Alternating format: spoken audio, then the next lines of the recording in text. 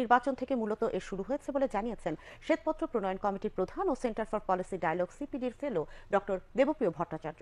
কমিটির সদস্যরা বলেন 2009 থেকে 2023 সালের মধ্যে 23,000 কোটি ডলার বিদেশে পাচার হয়েছে।